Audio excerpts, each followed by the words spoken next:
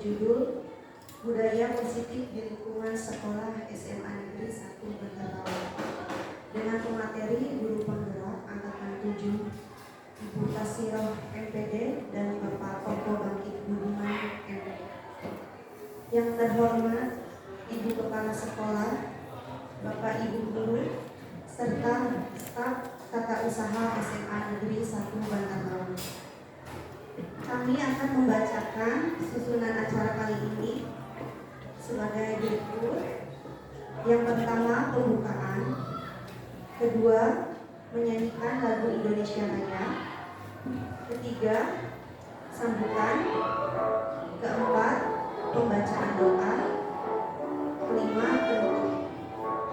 Baiklah Bapak Ibu, untuk mengawali kegiatan kali ini kita buka dengan bacaan basmalah. Bismillahirrahmanirrahim. Semoga acara seminar ini dapat berjalan dengan lancar. Selanjutnya menyanyikan lagu Indonesia Raya. Indonesia tanah airku, tanah tumpah darahku, di sanalah aku berdiri. Bapak Ibu, untuk acara selanjutnya sambutan dari Ibu Kepala Sekolah dipersilakan untuk Ibu Elvi Yuliati. Bismillahirrahmanirrahim. Assalamualaikum warahmatullahi wabarakatuh. Yang saya hormati rekan-rekan warga, Bapak Ibu Guru dan staf tata usaha SMA Negeri 1 Bantarlaun, yang saya banggakan dua guru kebanggaan kami, Bapak Koko Bangkit Budiman MPD dan Ibu Tasiroh MPD, yang alhamdulillah hari ini akan menyelenggarakan seminar pendidikan yang berjudul atau bertema Budaya Positif di Lingkungan Sekolah SMA Negeri 1 Bantarlaun. Insya Allah dari pelatihan pendidikan dan banyak hal yang mereka lakukan dengan para pembimbingnya dan sebagainya itu akan bisa bermanfaat untuk kita semuanya dan terutama juga untuk kedua guru penggerak tersebut. Baik, dengan mengucapkan, saya sampaikan sangat bangga, sangat bahagia. Seminar Budaya Positif di Lingkungan Sekolah SMA Negeri 1 Bantarlaun itu yang dilaksanakan atau disampaikan nanti sebagai narasumber Bu Tasiroh MPD dan Bapak Koko Bangkit Budiman MPD, saya nyatakan dengan mengucapkan bismillah, saya buka.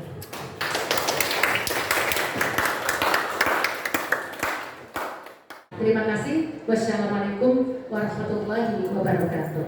Waalaikumsalam warahmatullahi wabarakatuh. Selanjutnya untuk pembacaan doa kepada Bapak Diki Rismana dipersilakan. Assalamualaikum warahmatullahi wabarakatuh. Sebelum kegiatan seminar budaya positif di lingkungan SMA Negeri 1 Bantarlaun dimulai, mari kita berdoa semoga kegiatan ini memberikan manfaat bagi kita semua dan tentunya memberikan kebaikan bagi sekolah kita. Amin ya rabbal alamin. A'udzubillahi minasyaitonir rajim. Bismillahirrahmanirrahim. Alhamdulillahirabbil alamin.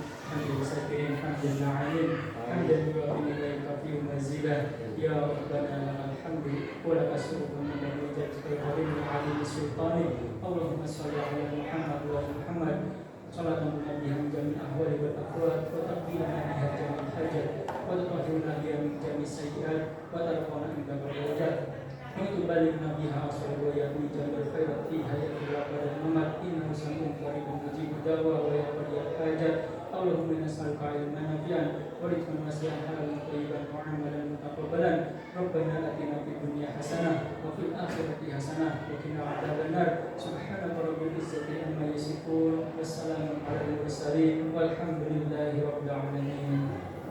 Wassalamualaikum warahmatullahi wabarakatuh. Selanjutnya kami serahkan kepada pemateri. Yang pertama Ibu Tasiroh MPD dipersilakan. Bismillahirrahmanirrahim. Assalamualaikum warahmatullahi wabarakatuh. Waalaikumsalam Alhamdulillah, la haula wala quwata illa billah, amma ba'd. Ibu kepala sekolah yang saya hormati, rekan-rekan Bapak Ibu guru yang saya hormati pula, dan tamu undangan yang berbahagia. Alhamdulillah, pada sore ini kita semua berada di ruangan ini dalam acara diseminasi budaya positif di SMA Negeri 1 Bantarkawung, kaitannya dengan aksi nyata program guru penggerak. Saya selaku pembicara, terima kasih sekali lagi yang sedalam-dalamnya yang telah meluangkan waktu Bapak Ibu berada di ruangan ini, dan mudah-mudahan itu semua menjadi amalan kita untuk menuntut ilmu sehingga kita memperoleh pahala dari Allah Subhanahu wa taala. Amin ya robbal Alamin. Bapak Ibu, kaitannya dengan budaya positif yang akan disampaikan dalam seminar kali ini, terus terang saja ini kaitannya pengimbasan dari program guru penggerak yang kebetulan pada kesempatan ini saya diberi kesempatan untuk belajar lagi, terutama tentang seperti apa sih yang di dalam guru penggerak. Kemudian di sini ada beberapa pertanyaan yang menggelitik yang ingin saya sampaikan, dan mungkin dalam hati Bapak Ibu juga ada pertanyaan, ya. Setujukah Anda dengan misalnya yang pertama, apakah hukuman dapat mendisiplinkan anak? Yang kedua, pemberian hukuman dengan hal positif seperti membaca atau membersihkan halaman, apakah dapat meningkatkan disiplin anak? Yang ketiga, apakah memberikan penghargaan dapat meningkatkan motivasi belajar anak? Dan saya yakin ini semua pasti sudah kita lakukan. Salah satu contoh, hukuman dapat mendisiplinkan anak. Kita pagi-pagi TET masuk jam 7. Anak-anak kalau sudah ada di sekolah, tujuannya kan supaya disiplin, berangkat pagi gitu ya. Apakah ini sudah disiplin semua anak-anak masuk ke sekolah? Kadang saya berpikir, jangan-jangan mereka datang karena dihukum gitu ya. Nah, ini nanti akan kita kupas. Kemudian memberikan hukuman dengan hal positif. Coba suruh nyapu, atau mungkin juga bawa sesuatu yang bermanfaat, misalnya bawa tanaman dan lain sebagainya. Ini. Kemudian yang satu juga memberi penghargaan. Saya masih ingat pada saya waktu masih di SD, biasanya kan Bapak Ibu guru memberikan contoh. Coba siapa yang bisa maju, nih hadiah, ya. Di hadiah ada yang ngasih uang, saat itu uang 100 perak, alhamdulillah Bapak Ibu, ya. Dan saya saat itu motivasinya memang sudah ada istilahnya bisa menjawab pertanyaan dan maju terus dikasih hadiah. Tapi dalam hati kecil, kok kayaknya senang hadiahnya gitu ya. Nah ini yang Bapak Ibu. Nah ini yang akan kita kupas berikutnya. Topik dalam eksplorasi konsep mengenai budaya positif yang akan kita bahas kali ini, yang pertama tentang disiplin positif dan nilai-nilai kebajikan universal. Kemudian ada teori motivasi, hukuman dan penghargaan, juga restitusi. Yang ketiga keyakinan kelas.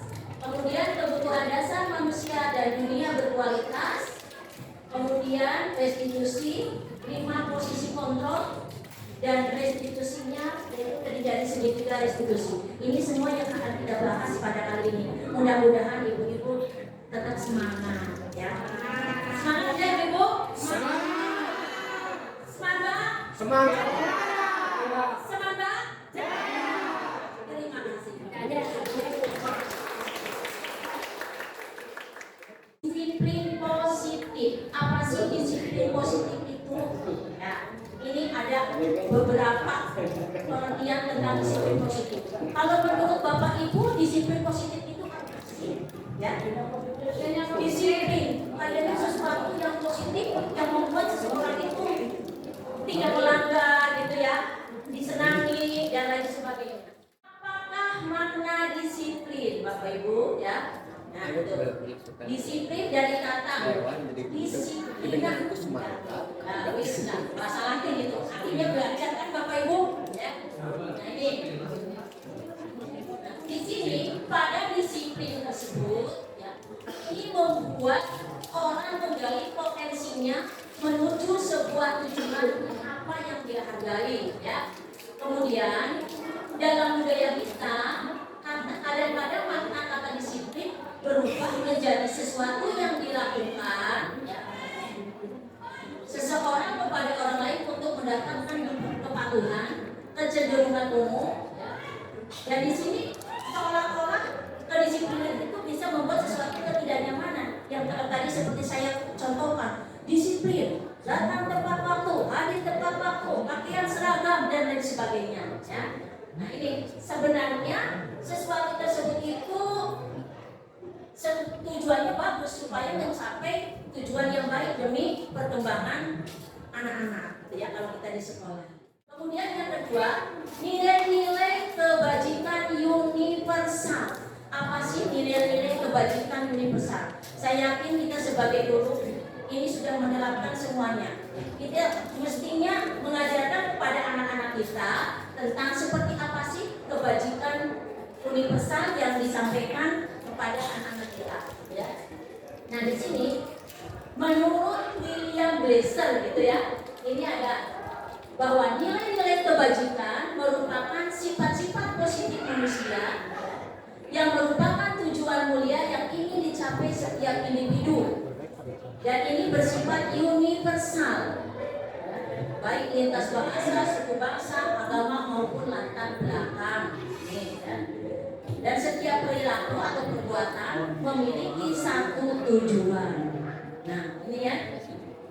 Kemudian ya, kaitannya dengan profil pelajar Pancasila. Kita punya nilai-nilai bagus sekali. Profil pelajar Pancasila ada beberapa tuh.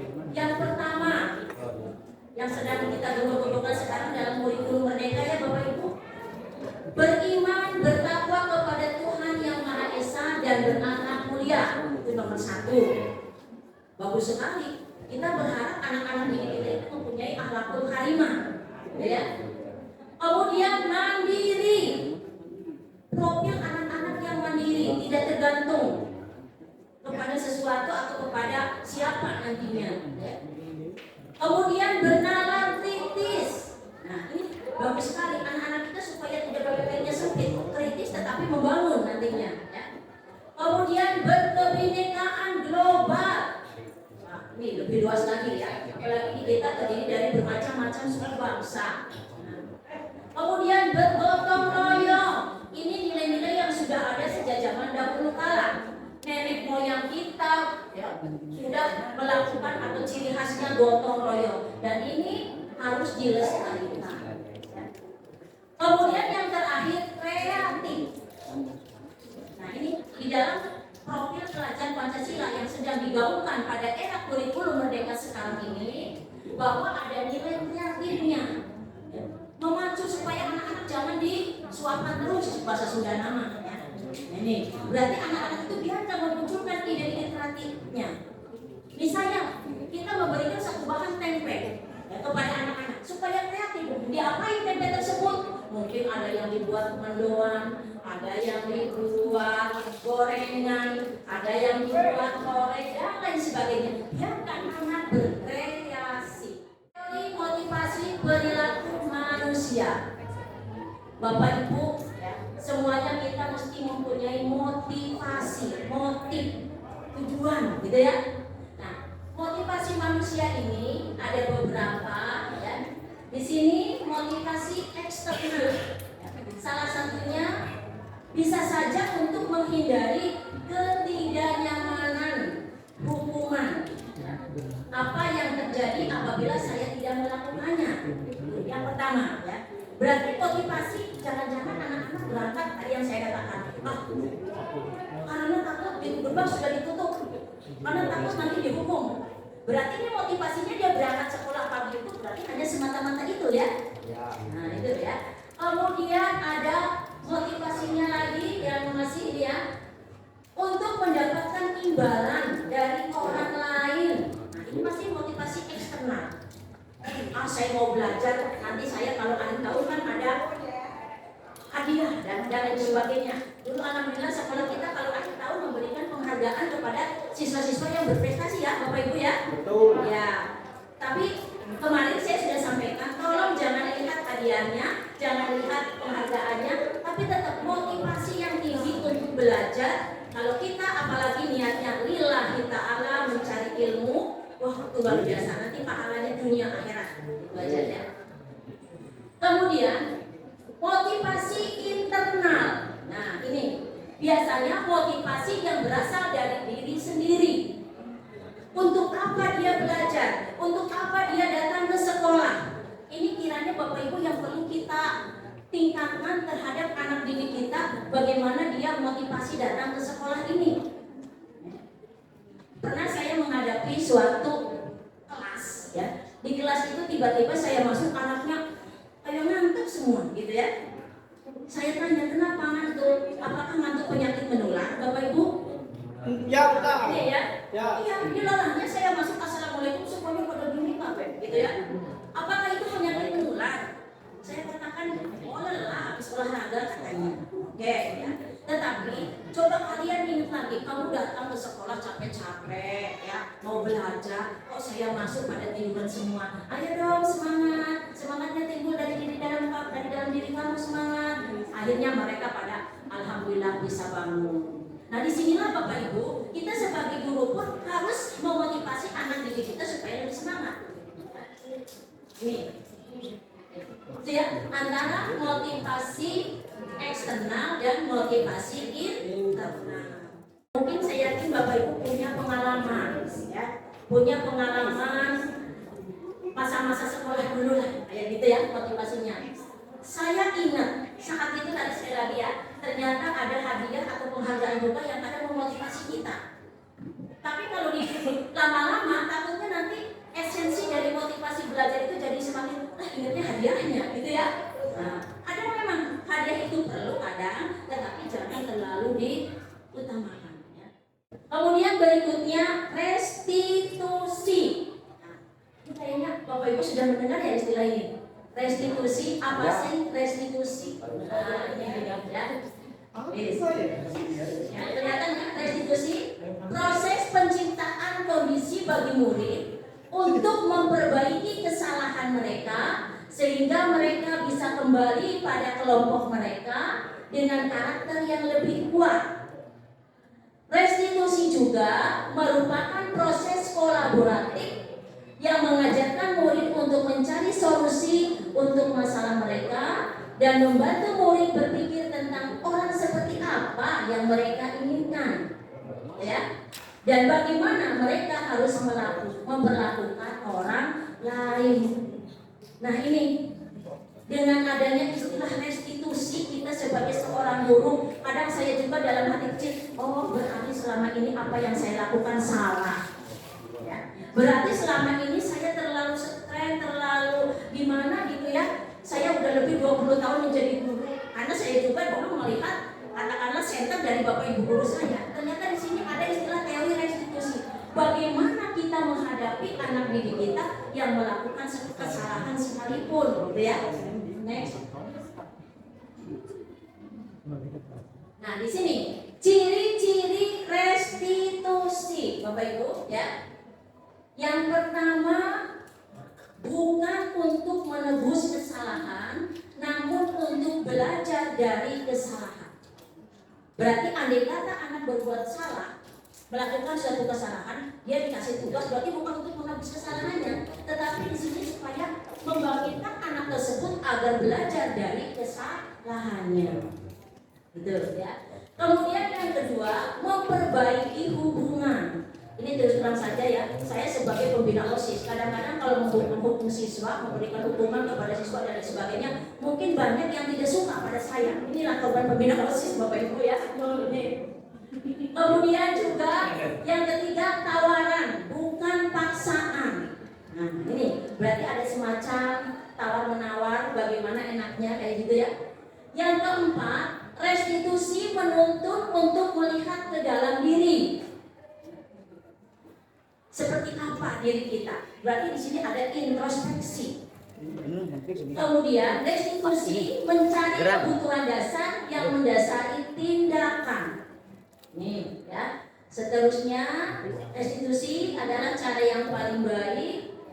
Fokus pada karakter bukan tindakan, dan juga fokus mencari solusi. Nanti di akhir akan saya perhatikan beberapa tindakan kepada siswa yang seperti apa baiknya kita lakukan, gitu ya. Kemudian restitusi mengembalikan murid yang berbuat salah pada tempatnya. Ini yang perlu ditekankan Bapak Ibu. Karena apa? Jangan sampai gara-gara siswa berbuat salah sehingga dia tidak mau lagi ke sekolah. Itu kayaknya yang dalam kurikulum sekarang diantisipasi banget. Zaman saya kecil, saya punya teman sekolah. Ceritanya, ya saya kadang juga lah merasa gimana gitu ya. Anak tersebut berangkat ke sekolah. Berangkatnya dilalahnya itu lambat karena di rumahnya habis nangis. Katanya nangis rebutan apa sama adiknya gitu.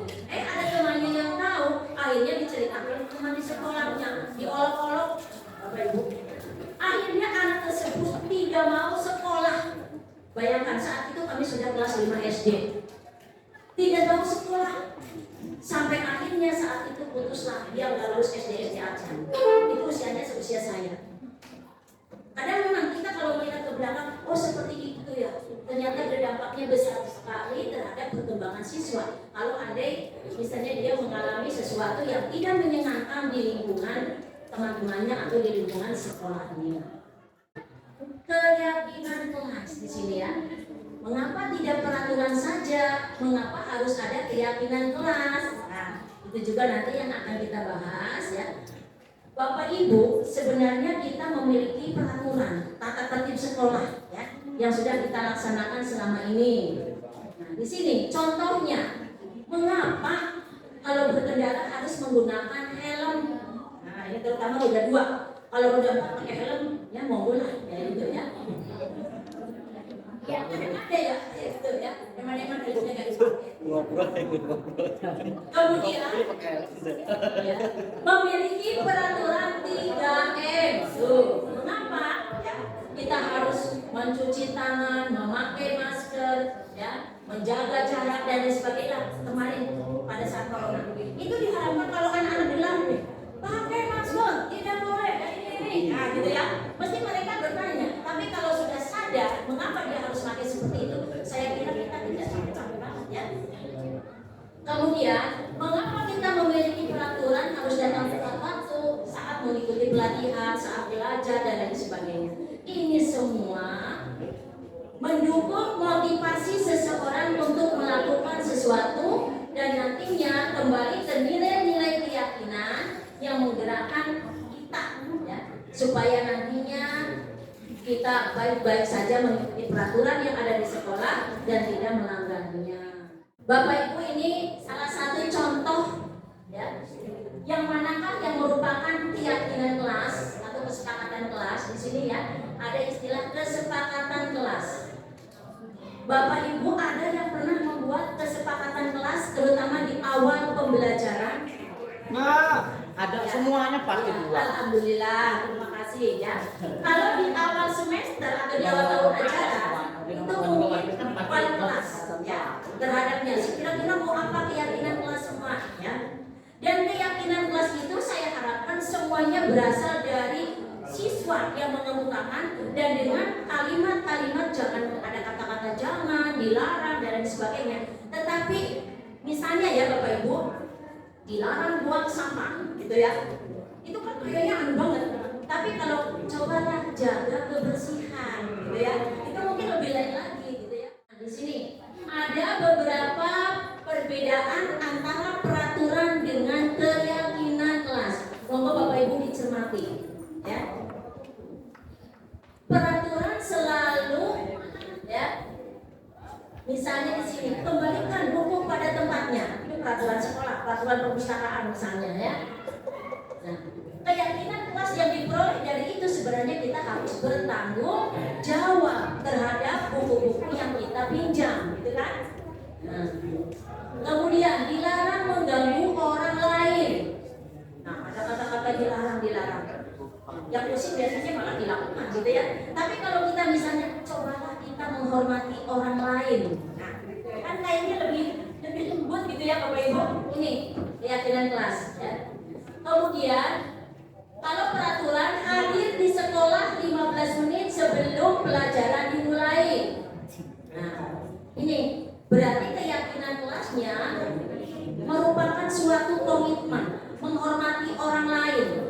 Saya pernah katakan kemarin di beberapa kelas yang sudah saya buat keyakinan kelas, mereka secara sadar kalau terlambat masuk ke kelas supaya minta maaf pada semua teman-teman yang ada di kelasnya. Dan alhamdulillah Bapak Ibu itu berlaku dan sudah berjalan. Akhirnya kan mungkin mereka lama-lama jadi malu. Masa saya setiap masuk belajar butas itu minta maaf terus di depan teman-teman katanya. Itu sudah sekarang mulai berkurang itu. Keyakinan kelas yang sudah diterapkan. Kemudian misalnya peraturannya dilarang melakukan kekerasan. Nah, ini berarti di sini juga keselamatan orang lain harus dihormati, dihargai, gitu ya. Kemudian dilarang menggunakan narkoba dan lain sebagainya. Ini berarti di sini kaitannya dengan kesehatan. Termasuk di kita Bapak Ibu kalau razia mungkin menemukan rokok, anak-anak rokok. Kalau saya larang, baru dah boleh rokok. Nah, Bu, enak. Ada yang bilang begitu sampai saya jujur-jujuran. Satu hari bahkan ada yang 1 bungkus, ada yang sampai 2 bungkus. Bapak Ibu katanya sudah dari SD ngerokok. Kan miris kita sebagai orang tua. Tapi kalau kita larang kata-katanya jangan merokok, mereka yang kayaknya seolah-olah. Nah, tapi coba kita kemukakan alasan-alasannya. Alhamdulillah ada satu anak yang sudah lapor kepada saya, Bu, alhamdulillah sekarang saya sudah melepaskan rokok. Kenapa kamu seperti itu? Kamu merasa karena disuruh saya dan lain sebagainya? Enggak Bu, katanya saya napasnya sesak. Kalau habis olahraga saya nggak kuat lama. Padahal saya cita-citanya senang voli katanya. Ya. Dan ini benar-benar terjadi. Katanya untuk mengantisipasi itu semua, dia berusaha kegiatan lain dan itu ya apa ya? Makannya makan permen katanya untuk menghindari kebiasaan merokoknya gitu. Kaitannya dengan tadi peraturan dan keyakinan kelas. Di sini tindakan guru ya, juga ada hukuman atau konsekuensi. Ada beberapa tindakan Bapak Ibu guru, apakah ini merupakan suatu hukuman, apakah ini merupakan suatu konsekuensi. Monggo Bapak Ibu ya, dicermati barangkali ada yang ditanyakan dari itu semua. Monggo ya. Nah, yang pertama itu mencatat 100 kali dalam buku kalimat saya tidak akan terlambat. Ternyata itu merupakan hukuman Bapak Ibu. Ya. Ya. Kemudian lari mengelilingi lapangan basket 2 kali. Ternyata itu juga merupakan hukuman. Nah, ini. Kemudian menggantikan kertas tugas teman yang telah dicoret-coret. Itu ternyata konsekuensi. Dia itu ada konsekuensinya. Sehingga Bapak Ibu mohon maaf, di sini kalau kita mau menghukum anak-anak, tetapi anak-anak juga harus dikasih konsekuensi. Biar tidak serta-merta bahwa kita itu benar-benar hukum wis. Tapi kan harus dikasih, biasanya alhamdulillah kita juga sudah diterapkan bahwa anak-anak yang melanggar tetap kita kasih tugas, gitu ya. Dikasih tugas-tugas, gitu ya. Kemudian juga salah satu hukuman tuh, murid disuruh untuk tidak mengenakan sepatu seharian. Ini ya, biasanya kayak gitu karena tidak seragam. Saya gregetan terus terang Bapak Ibu sebagai pembina OSIS harus diapain gitu ya. Kan kita sudah buat peraturan. Nah, ini ternyata merupakan hukuman. Dan ini sempat kita diskusikan bareng-bareng. Ternyata kalau bisa jangan seperti itu. Nah, kita sekarang aduh ya. Kemudian juga lari mengelilingi lapangan. Nah, ini tadi guru olahraga biasanya ya. Kalau sudah dibuat keyakinan kelas atau kesepakatan kelas, mereka itu happy gitu ya, nggak merasa takut, nggak merasa tersakiti, nggak merasa terdolimi kalau melakukan sesuatu karena sudah disepakati dari awal. Ya. Perbedaan hukuman dan konsekuensi. Ya, Bapak Ibu mau dicermati apakah yang kita lakukan itu merupakan hukuman atau merupakan konsekuensi. Ini ya. Tuh. Berarti kalau hukuman itu sesuatu yang menyakitkan dan harus terjadi biasanya. Nah ini. Kemudian konsekuensi itu sesuatu harus terjadi. Nah ini. Membuat anak sakit fisik maupun hati. Itu hukuman ya. Membuat anak sakit fisik maupun hati. Sedangkan konsekuensi itu akan membuat anak merasa tidak nyaman dalam jangka waktu pendek. Ya. konsekuensi merupakan stimulus tanggapan. Ada beberapa contoh identitas gagal dan identitas sukses. Ya.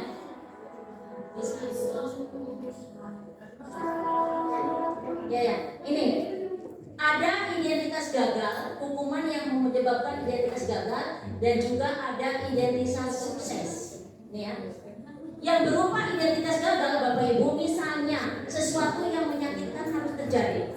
Ya. Yang tadi anak semanusia saya itu yang sampai harus keluar sekolah gara-gara diolok-olok temannya. Kemudian sedangkan identitas sukses itu disiplin dengan cara konsekuensi dan restitusi. Nah ini tadi kan restitusi ada pilihannya. Nah ini sekali lagi pada identitas gagal, hukuman ini akan menyakiti anak pada akhirnya. Ya. Sedangkan kalau konsekuensi, ya, berarti anak-anak hanya dibuat tidak nyaman saat itu. Ya. Kemudian restitusi berarti anak akan mendapatkan penguatan. Inilah ya yang kadang dilema bagi kita Bapak Ibu, terus terang saja wilayah kultur anak-anak di Batakau ini mungkin berbeda dengan anak-anak yang di wilayah timur. Ya. Mohon maaf ini bapak-bapak, ibu-ibu dari wilayah Jawa bagian timur ya atau tengah ya. Beda banget saya merasakan. Anak di sini cok sudah nama di alam kapendem ya. Dikasih hati minta jantung. Kadang kita bingung, kesabaran kita diuji Bapak Ibu. Ya. Ini, tapi setelah tahu teori ini, saya sebagian sudah menerapkan. Cuman ya Allah ya Gusti, ya memang kesabaran kita diuji. Mudah-mudahan pahala kita luar biasa ini ya dalam membangkitkan semangat dan menahan kegemasan pada anak-anak kita gitu ya. Bapak Ibu, kaitannya dengan kejadian-kejadian yang terjadi pada siswa maupun kita sebagai pendidik, pada dasarnya kita manusia ini mempunyai kebutuhan, ya. Kebutuhan dasar kita apa saja sih? Yang pertama belonging, ya. Kasih sayang dan rasa diterima, ya. Kasih sayang, ya. Kemudian yang keduanya power, kemudian fun, dan yang ketiga freedom, ya. Yang kelimanya survival, ya. Ya, survive ya. Yang pertama rasa kasih sayang dan rasa diterima. Saya yakin kita semuanya punya rasa ingin diterima oleh lingkungan, ingin disayang. Begitupun anak-anak kita Bapak Ibu. Ya, ini. Kemudian juga ada perasaan ingin bertahan hidup. Satu hari kita tidak niat puasa, kalau puasa lagi. Untuk bertahan hidup lumayanlah ada sepotong boleh kita makan. Ya enggak? Bertahan hidup supaya perut enggak lapar, punya tenaga. Nih. Kemudian ada power. Ya, di sini kekuatan, penguasaan. Ada seolah-olah kebutuhan ingin berkuasa. Kita lihat Bapak Ibu dalam satu kelas kita kadang mengamati anak-anak yang seolah-olah pengen aku kelihatan wah gitu ya. Nah, kita sebagai guru bagaimana menyikapi anak tersebut? Ada juga yang kata anak-anak di kelas itu masa bodoh. Nah, mau didiamatui, ada ya. Ini semuanya kebutuhan-kebutuhan yang ada pada manusia, kebutuhan dasar ya. Kemudian fun, ini kesenangan. Saya yakin semuanya mempunyai rasa senang, punya rasa ingin senang, hatinya happy. Makanya kalau kita lucid, cok sudah nama pikiran baju liwet Bapak Ibu ya. Kadang kita harus healing kakak kepada anak itu ya. Nah iya, karena apa? Biar nggak stres, biar senang. Ya, yang penting happy gitu ya. Nah, yang terakhir punya kebutuhan kebebasan. Bapak Ibu, karena kita mengajar anak-anak usia SMA, ya, yang ternyata beda dengan anak-anak usia PAUD maupun anak TK atau SD, ya. Di sini cenderung anak-anak usia kita itu usia pemberontak. Ya, kita pernah muda lah dulu, ya. Pada bawaan pernah muda ya semuanya? Ya, dulu ya. Iya, semuanya merasakan seolah-olah kita gak mau diatur gitu ya. Iya, masuk gak mau diatur. Nah ini semua kebutuhan-kebutuhan dasar ini pasti ada pada semua diri manusia. 5 posisi kontrol. Bapak Ibu, kita sebagai pendidik di sini ada 5 posisi kontrol. Monggo dicermati, kita ada dalam tahap posisi mana? Yang pertama posisi membuat orang bersalah, merasa bersalah. Yang ketiga posisi teman, yang keempat posisi pemantau, dan yang terakhir posisi manajer. Nah, ini ada 5 posisi dan semuanya saya yakin pernah mengalami. Sebagai contoh yang pertama posisi hukum. Ya, tadi saya katakan saya pembina OSIS, anak yang terlambat saya hukum, suruh lari-lari dan lain sebagainya. Itu posisi penghukum. Ya, nih. Yang kedua posisi pembuat orang merasa bersalah. Di sini kata-katanya beda dengan penghukum.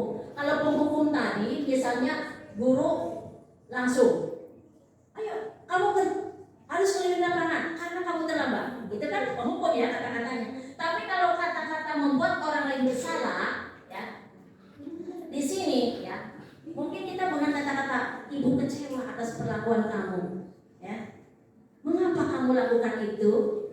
Ini ya, ini beda lagi ya. Kalau tipe membuat orang merasa bersalah. Ya. Ini. Yang ketiga posisi teman. Maaf Bapak Ibu, kita kadang-kadang dengan anak-anak memang ada posisi teman juga. Ya. Tapi jangan sampai teman yang kebablasan sehingga anak sekolah jadi ngelunjak Bapak Ibu. Terus terang saja kadang saya malu, saya nggak ada duit, anak-anakku jajan Bu. Nah, gitu ya. Kadang ini aduh ya. Nah, posisi teman di sini kita sebagai Bapak Ibu guru menerapkan, menyelami seperti apa sih yang diinginkan anak bagi biasa aja seperti teman, gitu ya. Misalnya anak melakukan kesalahan, nah sekali lagi kamu jangan gitu dong, malu nanti ibu ditegur kepala sekolah, nanti ibu ditegur teman-teman ibu, pikirannya kamu yang paling anak mengasihkan oleh ibu. Itu posisi sebagai teman, Bapak Ibu ya. Nah ini. Kemudian yang keempat, posisi sebagai pemantau. Namanya pemantau berarti yang memantau. Ya, anak salah kita nggak tegur nggak apa-apa. Saya lihatin aja, diukur. Ini sudah sampai mana ini anak kesalahannya, gitu ya? Ini memantau berarti menghitung dan mengukur. Yang terakhir, Bapak Ibu, ini teori ya berdasarkan posisi kontrol manajer. Seperti apa posisi manajer? Nah, di sini kita dengan mengajukan pertanyaan-pertanyaan. Bila anak melakukan kesalahan, misalnya anak ngantuk di kelas, tidak langsung bangun, cuci muka, keluar. Enggak Bapak Ibu. Tapi sebagai seorang manajer kita dekatkan. Nah, kamu ngantuk, gitu ya, pelan-pelan. Nanti ya. Nah, kenapa ngantuk? Kan ada pertanyaan ya komunikasi. Benar nggak kamu ngantuk pada saat belajar? Itu kan ya? Kita pelan-pelan, nanti anak akan merefleksi, mengkoreksi dirinya. Oh iya, saya bagaimana? Ya, ada beberapa pertanyaan, ya, kaitannya dengan 5 tadi posisi kontrol kita sebagai seorang guru Bapak Ibu. Ya, tuh pertanyaan-pertanyaannya. Nah, sebagai contoh ya, kalau pembuat orang merasa bersalah, berarti kita ngomongnya saya kecewa sekali dengan kamu. Nah, ini mungkin bisa dipraktekkan ya. Nih. Ya, kalau penghukum kamu tidak pernah melakukannya. Nah, kapan kamu hisapnya? Mungkin kayak gitu kan ya. Nah, ini. Nah, itu posisi sebagai teman, sebagai pemantau dan sebagai manajer. Ya. Yang jelas pada posisi manajer itu kita kasih solusi anak tersebut supaya tidak ngantuk bagaimana nantinya. Nah, ini. Dalam penyelesaian masalah-masalah ini di sini kita kenal juga ada istilah segitiga restitusi. Tadi pengertian restitusi sudah ya. Nah, sekarang ada istilah segitiga restitusi. Apa saja sih segitiga restitusi ini? Yang pertama, menstabilkan identitas ya. Ini. Kemudian validasi ya. Ini. Kemudian yang terakhir menanyakan keyakinan.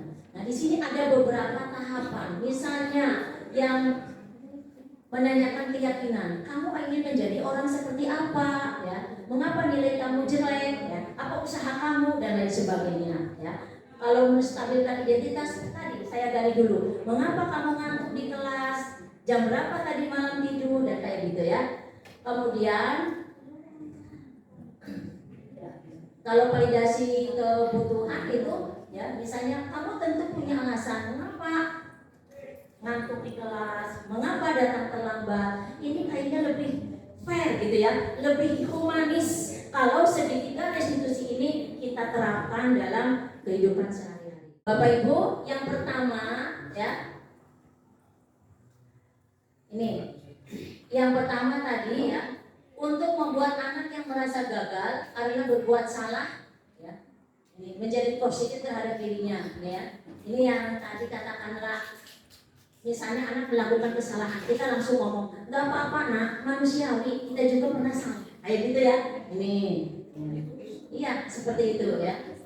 Kalau jangan sampai kamu menyalahkan dirimu terus menerus gitu ya. Nih, itu tetap kita berarti komunikasi terus dengan anak. Nah, ini di sini validasi kebutuhan ya. Nah, ini untuk validasi kebutuhan biasanya membantu siswa mengenali basic kebutuhan yang ingin dipenuhi ketika melakukan kesalahan. Ini ya. Misalnya, kamu bisa saja melakukan hal yang lebih buruk. Sebagai contoh, ada anak emosi di kelas ya, dia jerit ya. Jadi kita mungkin kamu nggak salah menjerit, untuk kamu nggak memukul gitu ya. Ini validasi kebutuhan, kita harus gali terus ya anak-anak yang misalnya melakukan kesalahan ya. Yang terakhir ini dari segitiga restitusi tadi, menanyakan keyakinan. Misalnya contohnya guru bisa berkata, apa nilai yang kita percaya di kelas atau sekolah kita. Kan tadi kita sudah buat nilai-nilai keyakinan, sudah buat peraturan sekolah biar anak tersebut. Makanya Bapak Ibu, itu peraturan sekolah yang ada di kelas-kelas, saya harap anak supaya sering membacanya gitu ya, biar tahu. Kemudian kamu ingin jadi anak seperti apa, itu juga kan nih keyakinan ya. Dan sebagai contoh ini saya melakukan ya posisi pelaksanaan dari segitiga restitusi, dan saat itu di posisi ini kira-kira saya sebagai apa? Iya, itu luar biasa. Saya berusaha menerapkan 3 langkah restitusi tadi supaya tidak emosi, dan alhamdulillah sudah bisa dilaksanakan ya. Itulah Bapak Ibu, bahwa budaya positif yang ada dan harus ini mudah-mudahan bisa kita lakukan di sekolah kita. Amin ya rabbal alamin Bapak Ibu. Dan dalam penerapan budaya positif ini, kita sebagai pendidik hendaknya memiliki kompetensi kepribadian, kompetensi profesional dan sosial yang baik, sehingga bisa merefleksikan diri dan kita ada di posisi kontrol yang mana Bapak Ibu ya. Dan bagaimana juga kita menjalaninya sebagai among atau manajer yang akan membimbing siswa kita menjadi insan mandiri, merdeka dan bertanggung jawab. Ini sesuai standar pendidikan nasional. Terima kasih sekali lagi atas perhatiannya. Billahi taufiq wal hidayah. Wassalamualaikum warahmatullahi wabarakatuh. Waalaikumsalam warahmatullahi wabarakatuh. Terima kasih atas waktunya. Pembicara satu luar biasa sekali ya Bu Yasino MPD terkait dengan budaya positif. Perkenalkan nama saya Widianto. Ada beberapa hal yang perlu saya tanyakan terkait dengan reward dan punishment ataupun penghargaan dan hukuman. Nah, menurut narasumber ataupun yang literatur yang sudah dibaca, komposisinya mana? Ketika ada siswa yang tidak sesuai dengan aturan, komposisinya ataupun presentasinya pertama reward dulu ataupun penghargaan, kemudian punishment ataupun hukuman, ataupun diselang-seling dan ataupun harus tidak boleh ada hukuman, hanya ada reward aja. Itu seperti itu. Mungkin gambaran dari narasumber itu seperti apa terkait dengan reward dan punishment terhadap siswa yang bermasalah. Bagus sekali pertanyaannya. Bapak Ibu, terus terang saja, kita kuliah zaman tahun 90-an ya. Saya lulus kuliah S1 98. Dulu nggak ada teori kayak gini Bapak Ibu ya. Saya juga baru menemukan sekarang ya. Dulu terus terang aja benar, ada reward, ada hukuman, taunya kan. Kalau sekarang kan ada istilah restitusi tadi ya. Ada istilah restitusi. Ada posisi kontrol yang harus kita lakukan ya. Porsinya seperti apa antara hukuman dengan penghargaan ya. Sampai saat ini termasuk Pak Koko ya, saya belum menemukan harus 50-50 atau berapa ya. Nggak ada, kayaknya ini situasional Pak. Nanti situasional Ya, kadang hukuman perlu kalau anak sudah kebangetan banget. Tapi jangan sampai menurut saya hukuman itu menyiksa, menyakiti. Ya, yaitu tadi alangkah baiknya langkah-langkah restitusi, ya segitiga restitusi yang kita laksanakan tersebut. Ya, menstabilkan keadaan, stabilkan dulu. Dia salah, kita stabilkan. Kemudian validasi kebutuhan. Dan yang terakhir keyakinan. Buatlah keyakinan dia seperti apa. Nah, kalau 3 tahapan segitiga restitusi kita terapkan, insya Allah kalau kita memberikan hukuman kepada anak nggak merasa terhukum, gitu ya.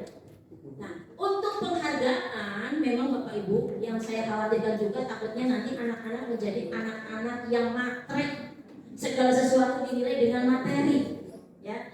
Reward itu sebenarnya nggak hanya benda. Kita bilang bagus, cakep, pintar nak, kamu sudah melaksanakan tugas, itu termasuk reward, Bapak Ibu, ya.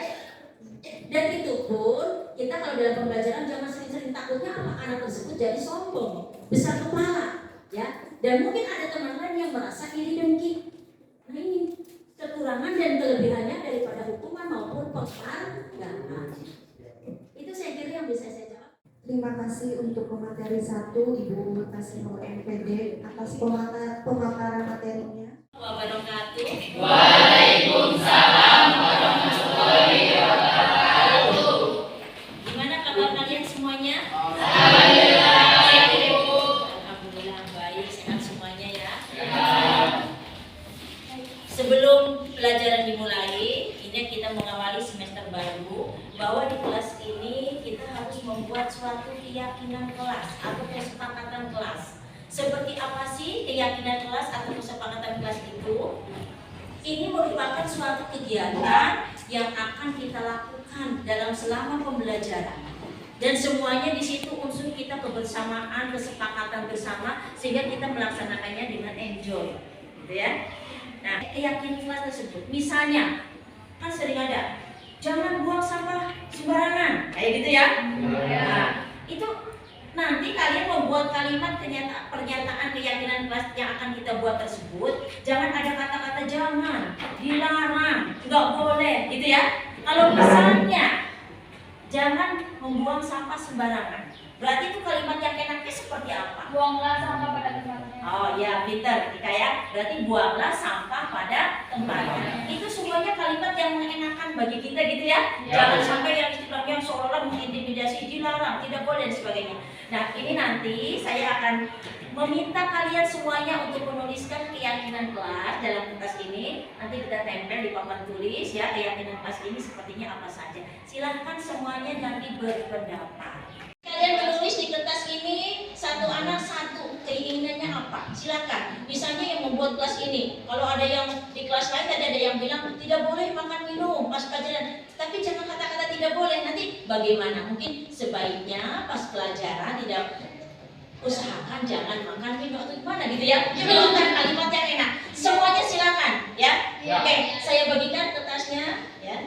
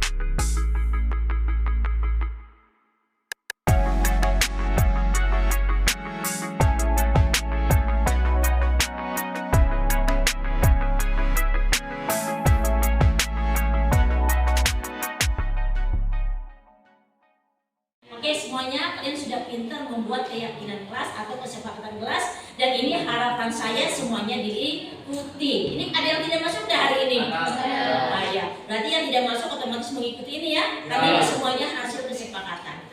Jelas? Jelas. Oke, terima kasih semuanya ya.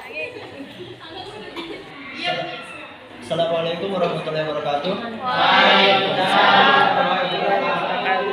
Saya Angga Puji Saputra, kelas 11 MIPA 2. Dengan adanya keyakinan kelas, kita bisa terapkan dalam membangun budaya positif di sekolah kita. Terima kasih. Assalamualaikum warahmatullahi wabarakatuh. Waalaikumsalam warahmatullahi wabarakatuh. Saya Cesli Desia dari kelas 11 MIPA 2. Dari kesepakatan yang kami musyawarahkan tadi, kami berharap menjadi motivasi buat kami untuk lebih baik lagi dan menjalankan peraturan sekolah dengan lebih disiplin, dan kami juga berusaha untuk mempertahankan kesepakatan tersebut tanpa ada paksaan. Sekian dari saya. Wassalamualaikum warahmatullahi wabarakatuh. Assalamualaikum warahmatullahi wabarakatuh. Kenalkan, nama saya Rika Wijaya. Dengan adanya kesepakatan yang telah dibuat, semoga teman-teman menjadi lebih semangat.